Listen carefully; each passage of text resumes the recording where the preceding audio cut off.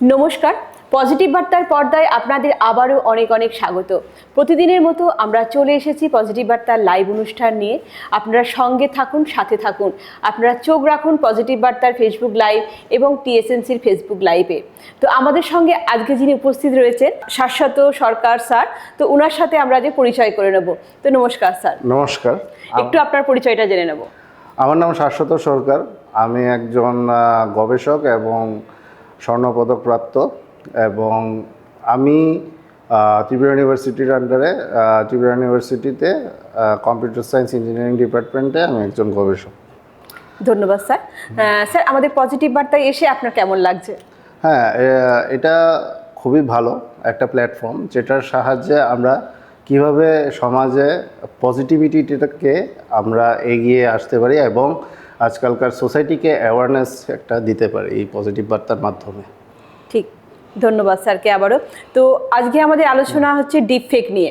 তো এই ডিপ ফেকটা কি, বা এই কৃত্রিম বা ভুয়ো ভিডিও যে তৈরি করার ব্যাপারটা, এটা কি, আমরা কিভাবে কি বুঝবো, একটু বুঝিয়ে দিয়ে দিতেন আমাদেরকে। আচ্ছা, ঠিক আছে। তো অ্যাকচুয়ালি ডিপ ফেকটা হলো মানে ধরেন আমাদের ব্রেন যেভাবে কাজ করে, মানে আমরা ধরো একটা চিমটি কাটলে আমরা বুঝতে পারি যে না, এই জায়গাটাতে আমি ব্যথা পেয়েছি।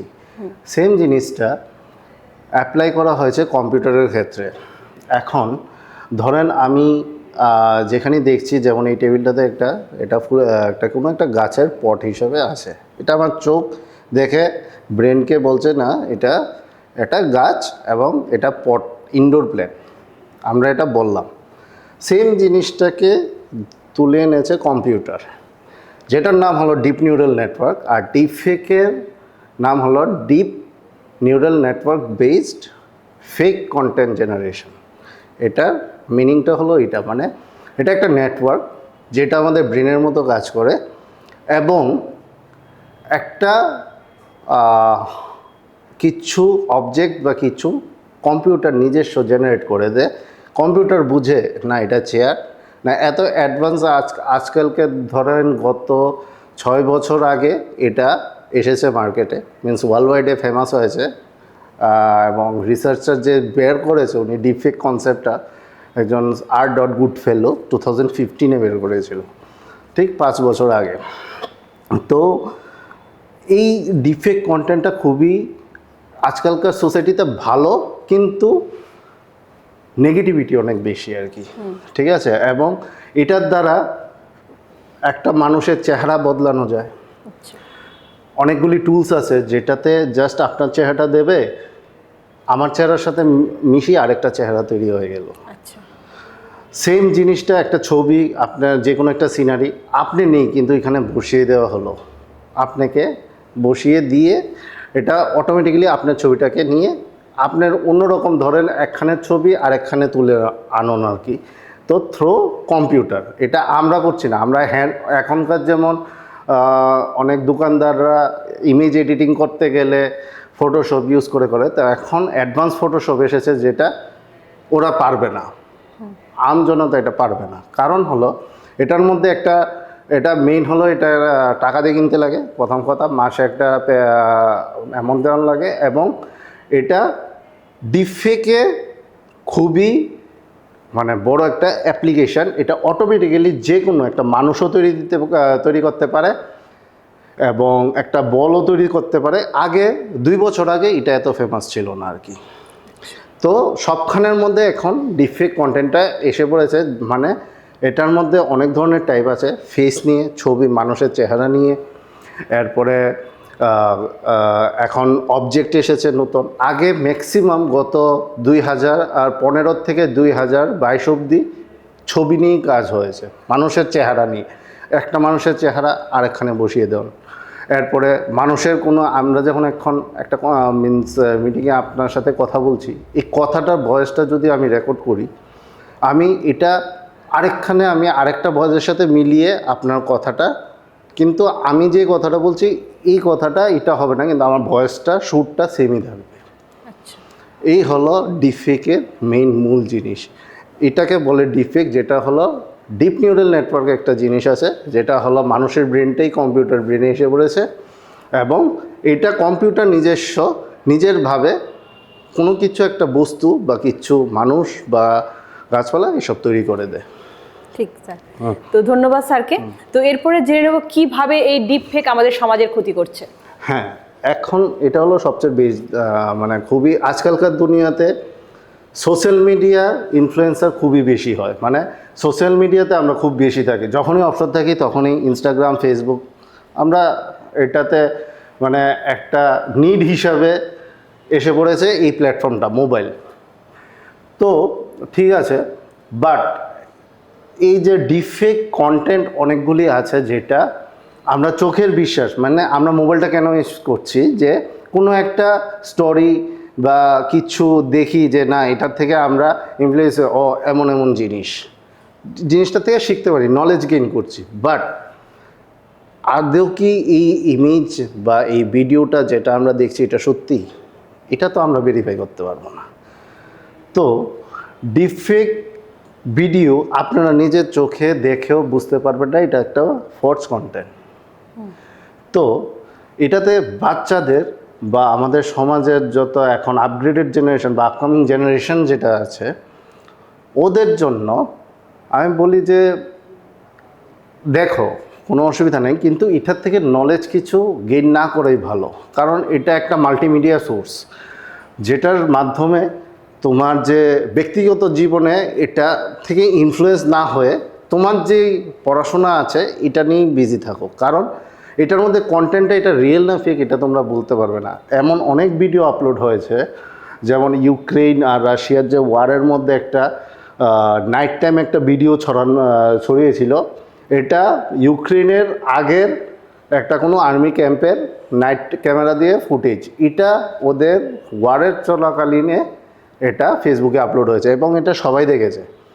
লাস্ট অবধি যেদিন এটা আপলোড হয়েছে এরপরে সিবিআই যে মানে সেন্ট্রাল ব্যুরো না, এটা একটা গবেষণা আছে, world organization WHO something organization একটা আছে, যেটা বলেছে যে এই কন্টেন্টটা সে বন্ধ করে দেওয়া হয়েছে এবং ফেসবুকে যে মালিক ওনাকে বলেছে যে এই কন্টেন্টটা শেয়ার না করতে, কারণ এর জন্য একদিনের জন্য পুরো নেট ডাউন ছিল এবং নেট বন্ধ করা হয়েছিল এই একটা ছোট্ট একটা ভিডিওর কারণে। তো এটা তো আমরা যেহেতু এটাতে কাজ করছি আমরা এটা বুঝতে পারি দেখি যে না এটা সত্যি না, কারণ এটা আরেকটা ফুটেজ, এটা কিন্তু ম্যানিপুলেট করা হয়নি, মানে এটা চেঞ্জ করা হয়নি, এটা রিয়েলি কিন্তু আগেরটাকে রিসেন্ট সিচুয়েশান, এগুলিকে বলে ডিপ ফেক। ঠিক আছে, বিভিন্ন অ্যাক্টর অ্যাক্ট্রেসের বলিউডের ইমেজ, মানে বলিউড সিনেমা যেটা দেখায় এটা যে সব ঘটনা সত্যি এটা কিন্তু না, সব generated. Hollywood movies maximum deep fake কন্টেন্টই মানে ফেক কন্টেন্ট নিয়েই কাজ করে। আসলে টম ক্রুজ এত বিল্ডিংয়ের বড় থেকে লাভ দেয় না, ফেমাস একটা, কারণ এটা একটা প্ল্যাটফর্ম বানিয়ে দেয় ভার্চুয়ালি, বিএফএক্স বলে এটাকে, ওই বিএফএক্সের কনসেপ্টেই আপগ্রেড হয়ে হয়ে ডিপফেক এসেছে, অনেক ক্ষতি করছে।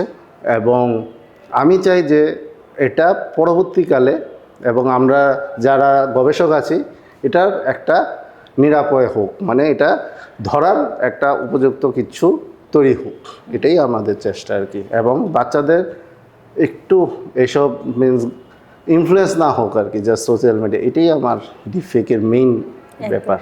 ঠিক স্যারকে ধন্যবাদ। আমাদের ডিপফেক সম্বন্ধে অনেকটি আমরা জানতাম না, অনেকেই জানি না, নলেজ আমাদের নেই, তো স্যারের কাছ থেকে অনেকটি আমরা জানতে পাচ্ছি। স্যার এরপর আপনার কাছে জেনে নেব যে ডিপ ফেকের নৈতিক প্রভাব কি সমাজের উপরে? নৈতিক প্রভাবটা হলো যে আপকামিং সিনারিওতে মানে এখন যে প্রেজেন্ট সিনারিওতেও এটা এত একটাভাবে ছড়ায়নি, পপুলারিটি আসেনি, বাট আপকামিং 2 to 3 ইয়ার্সে এটা অনেক হয়ে যাবে। তো আমার কথা হলো যে সমাজটা চলছে হলো এখন সোশ্যাল মিডিয়ার মাধ্যমে, আপনার মিনস যেটাই আপনাদের যাই আপনারা ভাবেন, মানে সোশ্যাল মিডিয়া এটাতে খুবই যুক্ত। তো আমরা বলছি যে এমনভাবে সোশ্যাল মিডিয়ার ছাড়া আজকে যদি আগের যে আমরা যেভাবে চলতাম এভাবে চলে খুব বেস্ট, কারণ হলো টেকনোলজি অ্যাডভান্স তো ঠিক আছে, এটা দরকার, সবাই মোবাইল দরকার কারণ ভার্চুয়ালি, কিন্তু এখন দেখছি যে ভিডিও কনফারেন্সিংয়েও এমন অনেক ভিডিও আছে যেটা মানুষ নেই, কিন্তু একটা মানুষকে বসিয়ে রেখেছে এবং সবাই হচ্ছে এটা টিচার। ইভেন কি আজকাল অনেক অনেক স্কুলে আপনারা জানতে পেরেছেন কি না, ইন্ডিয়ার অনেক স্কুলে রোবট দিয়ে পড়ানো হচ্ছে। তো রোবটটা কি বলছে, কি শিখাচ্ছে, কারণ ওর মধ্যে একটা স্টোরেজ আছে যে এই জিনিস এত টাইমের জন্য একটা টাইম শিডিউল আছে, ওইটার ভিত্তিতে পড়াচ্ছে। বাট মানুষ যেটা পড়ানো আর কোনো একটা রোবট দিয়ে বা মেশিন দিয়ে পড়ানো অনেক তফাৎ। রোবটটা তো মানুষই বানিয়েছে, ডিফেক্ট যে কনসেপ্টটা মানুষই এনেছে, এত মানে সুন্দরভাবে ফুটিয়ে তুলতে পারবে না। কিছু একটা ক্ষত আছে যেটার মাধ্যমে এটা ধরা যাবে, ইম্পসিবল না। এটাই কাজ চলছে আমাদের ল্যাবেও এই কাজটা চলছে। তো আমরা চাচ্ছি যে যত তাড়াতাড়ি হোক এই অ্যাওয়ারনেসটা আনি এবং সমাজের মধ্যে এটা আমরা অ্যাপ্লিকেবল করার একদম চেষ্টা করছি সোসাইটিতে নতুনভাবে। তাহলে বাচ্চাদের কি হবে, বা বাচ্চাদের হোক বা আপনাদের মতো মহিলা হোক যারা জানে না কনসেপ্টটা, এটা অনুভব করুক এবং তাড়াতাড়ি কোনো সলিউশন এসে, কোনো এমন ভিডিও কন্টেন্ট আসলেই যদি অটোমেটিক্যালি ডিলিট হয়ে যায়। তো এটাই একটা সমাজের আমরা চাইছি যে আপকামিং সময়ে যে এটা কোনো একটা সলিউশন হোক, এটাই সমাজের একটা উন্নতি হবে। ঠিক, ধন্যবাদ স্যার। এরপরে স্যারের কাছ থেকে আবারও জেনে নেবো যে কিভাবে সমাজকে এই ডিপফেক থেকে, মানে ডিপফেকের কুপ্রভাব থেকে মুক্ত করা যায় এবং তার থেকে সাবধানতা কিভাবে অবলম্বন করব আমরা। সাবধানতা হলো মেইনলি হলো সাবধানতা, যদি আমি কথা বলি তাহলে একটা জিনিস আছে যেটা হলো এটার উপরে ডিফেক্টের উপরে একটু জানো। যেমন এখনকার বিভিন্ন স্কুলে আর্টিফিশিয়াল ইন্টেলিজেন্স একটা সাবজেক্ট ঢুকানো হচ্ছে। ইভেন কি আগে আমরা যখন পড়েছি তখনও এআই সাবজেক্টটা আসেনি, only computer science and engineering. এটার থেকে আমি আস্তে আস্তে ইমেজ প্রসেসিং থেকে এরপরে আসলাম ডিজিটাল ফরেনসিক্স। তো ডিজিটাল ফরেনসিক্স এখন আলাদা একটা ব্রাঞ্চও হতে চলছে সমাজে। এটা অ্যাওয়ারনেস যারা জানবে কনসেপ্টের ব্যাপারে ওরাই তো আনতে পারবে। যেমন আপনাদের খুবই মানে থ্যাঙ্কফুল করবো যে আপনারা একটা মোমেন্ট দিলেন, এটার জন্য অনেকজন তো এটা জানতে পারবে বিষয়টা নিয়ে। হ্যাঁ, তো আপনাদের এই যে অ্যাপ্রোচটা, এটা যদি হয় তাহলে আরও ভালো হবে। এমন যদি আরও কেউ স্টেপ নেয়, ঠিক আছে, এমনের মাধ্যমে, কারণ এটাও তো আপনাদের সোশ্যাল মিডিয়ার থ্রুতেই যাচ্ছে। হ্যাঁ, তো পজিটিভ যেহেতু জিনিসটা আসছে, তো এইভাবেই তো মানে প্রিভেনশন বা অ্যাওয়ারনেস দরকার আমাদের সমাজে, যে না আরে বাবা এখন তো তাহলে বাচ্চাদের মধ্যে ওই ডরটা ঢুকবে যে না মা বাবা তো ডাক দে, মোবাইল ধরবে না এইসব। বাট ওরা তো মোবাইলই থাকে, তো মোবাইলে যখন এইসব ভিডিও দেখবে তখনও তারা ইনফ্লুয়েন্স হবে, না উনি তো একটা কথা বলছে। হ্যাঁ, তো কারণ বাচ্চারা তো যা দেখে তার থেকেই শিখে। উনি তো একটা কথা বলছে যে না এসব সব ভিডিও যে সত্য এমন না, সব ছবি যে আসল এটা না। হ্যাঁ, এবং ওরাও অনেক সময় ভিডিও কলে কথা বলে, কিন্তু অনেকজনে যখন ভিডিওতে কথা বলে ওটার মাধ্যমে আরেকজনের মেন্টালিটি কি এটা কিন্তু আমরা পড়তে পারবো না। উনি ওই ভিডিওর একটা স্ন্যাপ নিয়ে বাজে কাজেও ব্যবহার করতে পারে। এটা কোনো ব্যাপার না, অনেক টুলস আছে, অনলাইন অ্যাপ্লিকেবল টুলস আছে, বেশি না $1 $80 লাগে এটা সাবস্ক্রিপশন নিতে ফর 1 ডে। একটা দিনের জন্য কাজ করে এটা ছড়িয়ে অনেক কিছু করা যায়। তো আমরা এর থেকে সাবধানতা কিভাবে হবে? সাবধানতা তখনই হবে যখন হবে যে ভিডিও যখনই আপলোড হচ্ছে, এটা আসলে নিউজ চ্যানেলে কি মানে এইসব ধরনের, ধরো আমি একটা এক্সাম্পল দিই, সবচেয়ে বেস্ট হবে, তাহলে আপনারা সাবধানতাটা বুঝতে পারবেন। ধরেন আমাদের এলাকাতেই আছে গেদুমিয়া মসজিদটা আছে, ধরেন শান্তিপাড়া না, চিত্তরঞ্জন গেদুমিয়া মসজিদের ধরেন এখন আমি যেহেতু একটা নর্মালি একটা ছবি তুললাম, আপলোড করার সময় ওই ছবিটা আপলোড করিনি, কিন্তু আমি কি করলাম এক সাইড আগুন জ্বালিয়ে ছবিটা আপলোড করে দিলাম, নিউজে লিখে দিলাম নিচে যে গেদুমিয়া মসজিদে কোনো একজন ব্যক্তি আগুন লাগিয়ে দিল, পোস্ট করে দিলাম। এটা আপনারা সবাই দেখলেন। ঠিক আছে, আপনারা তো শতকাহারি, হ্যাঁ, এবং এমনও ধরেন মসজিদের সঙ্গের বাড়িও তো এমন তো কিছু হলো না, এটা কিভাবে আসলো? হ্যাঁ, তো ওরা তো নাই ভোর, কিন্তু যারা এখন ধরেন কামানচুমনিতে আছে বা ধরেন রাধানগর আছে, ওদের কাছে তো এটা সত্যই। তো যদি এমন ঘটনা হয় সঙ্গে সঙ্গে লোকাল নিউজে আসবেই। এর জন্যই আগে আমরা টিভিকে প্রেফার করতাম, এবং টিভির সব নিউজ কিন্তু ফেক নিউজ দেখায় না, রিয়েলিটিতে যে ভিডিওটা করে তুলে হয় ওটাই দেখায়, এটার মধ্যে ফেক জিনিসটা নেই। কিন্তু অনলাইন তো ফেসবুকে যে আপলোড হচ্ছে এটা তো কোনো একটা ভায়া না, এটা তো আপলোড হচ্ছে কোনো একটা মানুষের কন্টেন্ট, অনেক যার যার মেন্টালিটি তো খারাপই হতে পারে। তো গেদুমিয়া মসজিদ যে আগুন ধরানোর ছবিটা ঘটলো, আগে খবর নেবেন যে এই কন্টেন্টটা কি আসল কি না। এটা যদি হতো তাহলে লোকালি বা লোকাল নিউজে অলরেডি এসে পড়তো। এইভাবেই অ্যাওয়ারনেসটা দরকার।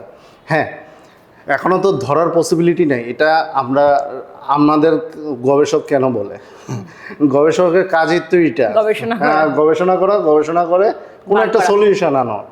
তো এটা যারাই আছে একদম মানে কয়েকদিন ধরেন বছর খানেকের মধ্যেই এটার সলিউশনও এসে পড়বে।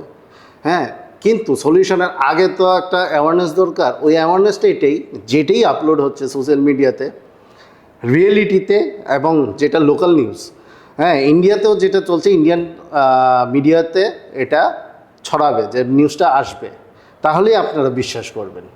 এছাড়া কোনো কন্টেন্টে বিশ্বাস করবেন না। এটাই আমার অ্যাওয়ারনেস আপাতত। ধন্যবাদ স্যারকে। তো আমরা অ্যাওয়ারনেস পেলাম স্যারের কাছ থেকে, কিভাবে আমরা অ্যাওয়ার হব, যে কিভাবে সতর্ক থাকবো। তো শেষ প্রশ্ন স্যারকে আরেকটি করে নেবো, যে স্যারের কাছে যে ডিপ ফেক থেকে কিভাবে বাঁচা যায়।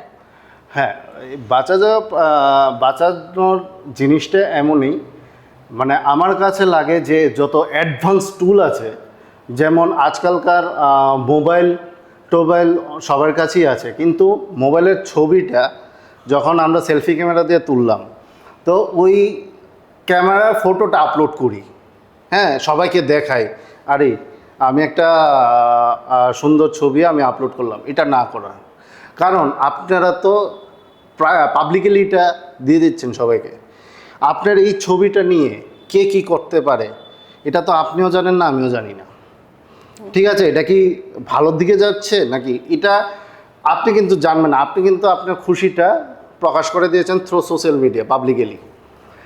এখন কয়েক বছর বা কয়েক মাস গেল, তখন একটা যদি এমন সিচুয়েশন আসে যে আপনার কিছু একটা কেস কিন্তু আপনি এসব কিছু করেনই, প্রায় সময় হচ্ছে ইয়াংস্টারের মধ্যে, যেমন ফেসবুকে ফেক কল হচ্ছে, ফেক ভিডিও কল, হঠাৎ করে একটা ক্লিক করলেন, মেসেজ হিসেবে আসে, ভিডিওটা ক্লিক করলে আপনার ছবি এসে পড়লো, তো এটা 30 সেকেন্ডের জন্য একটা ভিডিও করে উল্টাপাল্টা অনেক কিছু করে।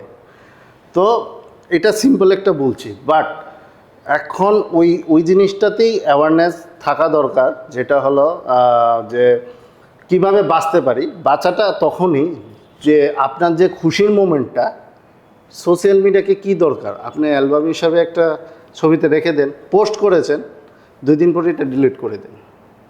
কিন্তু 2 দিনটা অনেক দেরি হয়ে যায়, পোস্টই করার দরকার নেই। ফেসবুকের জায়গায় থাক না বাবা। আমি তো আর এটা মানে বলছি যে সোশ্যাল মিডিয়া এমন একটা জারিয়া পজিটিভিটির দিকে যায়।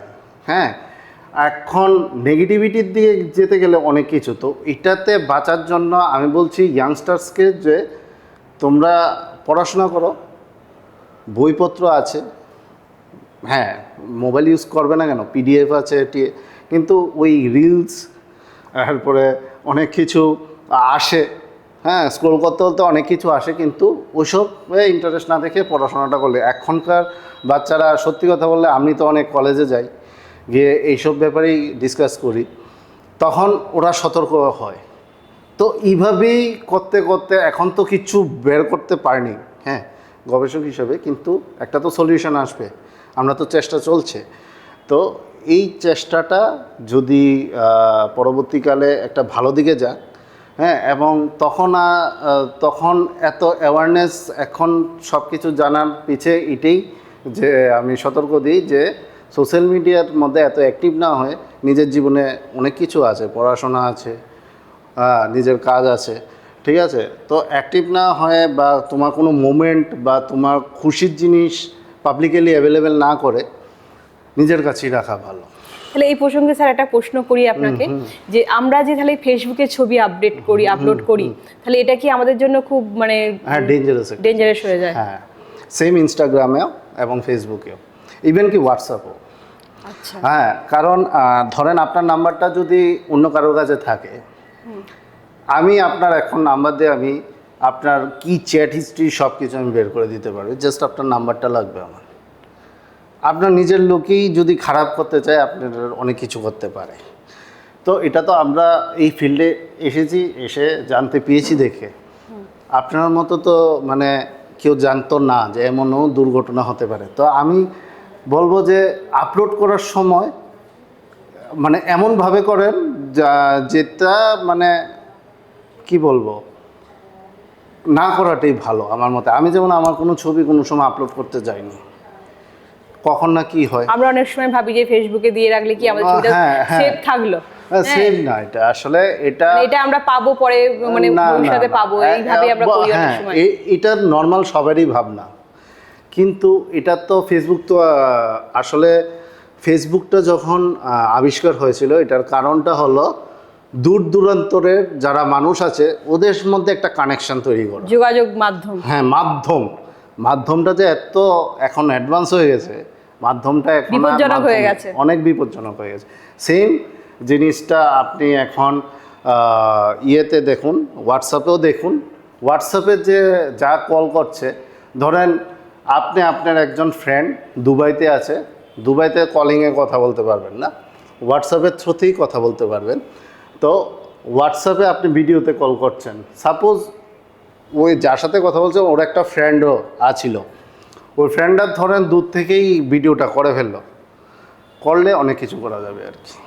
আচ্ছা স্যার, আরেকটু জানতে চাইবো যে আমরা অনেক সময় কি মোবাইলে আমরা ছবি পাঠাই, যেমন ধরুন আমি কাউকে পাঠালাম আমার বায়োডাটাটা বা আমার আধার কার্ডটা বা আমার প্যান কার্ডটা, তো এটাও কি হয়ে পড়ে? না, এটাতে করবে না। কারণ হলো আপনার যে ডকুমেন্টটা পাঠাচ্ছেন উনি আদৌ কি যাকে পাঠাচ্ছেন উনি ওই ব্যক্তিটাকে না, ওই ব্যক্তিটা যদি না হয় তাহলে পাঠাবেন না। যদি ধরেন উনি বলল যে আমি একজনকে বলছি, উনি এই নাম্বারে পাঠিয়ে দেন, অনেক সময় আমাদের জরুরি হয়ে পড়ে যে ঠিক আছে ব্যাংকে বা কোনো আমাদের কাজের সোর্সে আমরা দিতে লাগে, তখন আমাদেরকে তখন ব্যাংকের লোকটা কি দেবেন, উনি কোনো খারাপ করবে না, দিয়ে উনি কাজ হয়ে গেল তো লগে লগে সঙ্গে সঙ্গে ডিলিট করে ফেলবেন। আচ্ছা, হ্যাঁ, সঙ্গে সঙ্গে ডিলিট করে ফেলবেন। হ্যাঁ, হোয়াটসঅ্যাপে আর সোশ্যাল মিডিয়াতে একটা জিনিস আছে, যদি আপনি ডিলিট করে ফেলেন, তিনটা অপশান আছে, delete for once, delete for everyone. Delete for everyone দেবেন, তাহলে উনি আর এটা পাবে না যাকে পাঠাচ্ছেন। হ্যাঁ, ডিলিট করে একদম ফুললি ডিলিট করে ফেলবেন, তাহলে ওইটা উনি ওই মোমেন্টের জন্যই পাচ্ছেন, পরবর্তী সময় পাবেন না। এটাই অ্যাওয়ারনেস। কারণ টেকনোলজি তো অ্যাডভান্স হতে যাবে, হ্যাঁ, আরও 5 বছর পরে আরও অ্যাডভান্স হবে। দেখবেন ম্যানুয়ালি এখন অনেক গাড়ি এসেছে যেটা অটোমেটিক চলছে। হ্যাঁ, অনেক গাড়ি ড্রাইভার ছাড়াই গাড়ি, যেমন মাহিন্দ্রা BE6 একটা নতুন গাড়ি এসেছে, ড্রাইভার ছাড়া গাড়ি, এবং বিদেশে এটা চলছে। হ্যাঁ, এটা চলছে। চায়নাতে তো আরও অ্যাডভান্স। ওরা তুমি জাস্ট গাড়ি বসবে, অ্যাজ এ ট্যাক্সিও ওদের অটোমেটিক, বাট ওরা কিন্তু অটোমেটিক হলেও ওই অর্গানাইজেশন যে ট্যাক্সি যে অর্গানাইজেশনটা, যেটা ধরেন উবের আমাদের এখানে, ওইখানে কোনো একটা নাম আছে, ওরা কিন্তু দেখছে আসলে কি প্যাসেঞ্জার যাচ্ছে কি না, এটা কিন্তু ওদের সতর্কতা, কিন্তু আমাদের এখানে নেই সতর্কতাটা, যতই অ্যাডভান্স হোক। হ্যাঁ, ইভেন কি ধরেন এই যে নতুন যে মডেল বেরোচ্ছে, গাড়িটা কি সামনে যে পাথর আছে ও কিন্তু বুঝতে পারে না, স্ট্রাইক করে দেয়, এত অ্যাডভান্স হয়নি, হয়ে যাবে এটাও কয়েকদিন পরে। মানে সব কিছুর মধ্যে একটা ঘাতও আছে এবং পজিটিভ ভাইবও আছে। তো পজিটিভটা নিয়ে চলি আমরা, ওই নেগেটিভ তো অনেকজনে করে, তো ওইটার থেকে অ্যাওয়ারনেস তখনই হবে যে ওই আমরা ওই এমন বক্তৃতা বা যেটাই হোক এমন বলে কাউকে অ্যাওয়ার করা যায়, এটাই আমাদের এখন, কারণ এটা সলিউশন নেই, অল ওভার ওয়ার্ল্ড ওয়াইডে এটার সলিউশন নেই। কারণ এটা মাত্র এই 2 বছরে ইভেন কি আমিও মিনস ঠিকলি এত যে অ্যাডভান্স অনেক কিছু টুল আছে, আমি তো 3 বছর হলো আমার, তো 3 বছরের মাধ্যমে আমার কাজের হিসাবে আমি জানতে পারলাম আরে এটা তো অনেক ডেঞ্জারাস, আগে তো আমি অনেক কিছু করে ফেলেছি। তো যারা জানবে এতেই সতর্কতা হবে। ঠিক। এটাই আমার আশা যে ফিউচারে আমি আরও এমন সবাইকে ওয়ার্ল্ড ওয়াইডে তো চলছেই কাজ, ইন্ডিয়াতে আরও অনেকখানে গিয়ে আমি এমন অ্যাওয়ারনেস একটা করি এই ডিফিক নিয়ে। এটা খুবই ডেঞ্জারাস জিনিস, একদম দরকারও আমাদের অ্যাওয়ারনেস হওয়া, কারণ আমরা এটার সম্বন্ধে এত কিছু জানি না। না। এবং আমাদের সত্যি স্যার আমাদের অনেক কিছু জানিয়ে দিলেন, তথ্য যেটা আমরা জানতাম না। স্যারকে অনেক অনেক ধন্যবাদ। এবং ধন্যবাদ দেবো স্যারকে আবারও যে আমাদের পজিটিভ বার্তার অনুষ্ঠানে আসার জন্য, স্যারের মূল্যবান সময় দেওয়ার জন্য। তো আপনারা চোখ রাখুন আমাদের অনুষ্ঠান আপনাদের কেমন লাগছে অবশ্যই জানাবেন। আর বলবো যে আপনারা সুস্থ থাকুন, ভালো থাকুন এবং আমাদের আগামী অনুষ্ঠান দেখার জন্য চোখ রাখুন আমাদের পজিটিভ বার্তার ফেসবুক লাইভে। নমস্কার আজকের মতো।